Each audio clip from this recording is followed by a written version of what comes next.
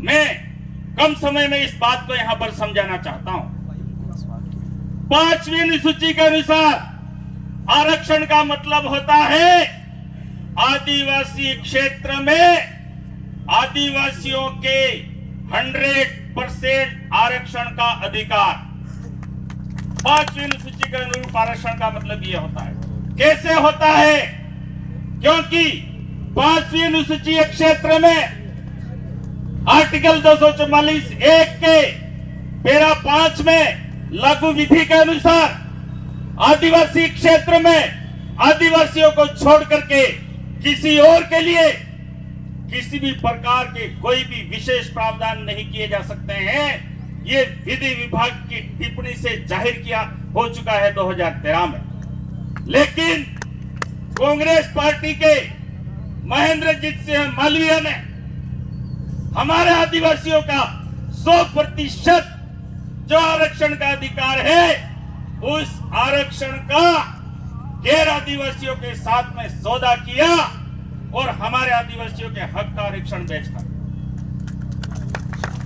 और आरक्षण आदिवासियों का बेच करके और उन्होंने वोट लिए। वोट लेकर के कांग्रेस से 2-3 बार मंत्री बने और आदिवासी क्षेत्र में आदिवासियों के नाम का जो करोड़ों रुपया आता है वो करोड़ रुपया डकार करके आज ईडी और आदिवासी पार्टी की गिडी दोनों से डर आपको याद होगा मैंने बांसवाड़ा से ही एक वक्तव्य जारी किया था जब आरक्षण मांगने वाले हमारे साथियों पर काकरी डुंगरी में गोलियां चलवाई गई थी कांग्रेसियों द्वारा। उस षड्यंत्र में महेंद्र मालवीय शामिल था और आरक्षण मंच के लड़के हमारे अभी कुछ समय पहले हाईवे जाम करने के लिए यहां पहाड़ियों पे चढ़े थे बागुदरा क्षेत्र में। उस समय हमारे कई सारे आदिवासी बेरोजगारों को और हमारी बहनों को महेंद्र मालवीय ने जेल में डलवाया और उस समय एक बैठक आयोजित की थी। उस समय मैंने श्राप दिया था कि आदिवासियों के हक और अधिकार को आरक्षण को बेचने वाला महेंद्र मालवीय तू किसी भी हालत में विधानसभा का चुनाव नहीं जीत सकता है।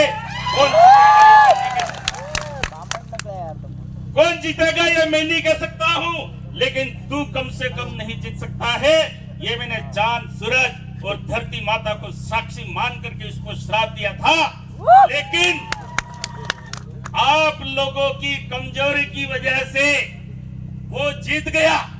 लेकिन मेरे चांद सूरज और धरती माता इस कुदरत ने न्याय किया, उसकी बुद्धि भ्रष्ट की और आज उसको खुद को त्याग पत्र दे करके और भारतीय जनता पार्टी की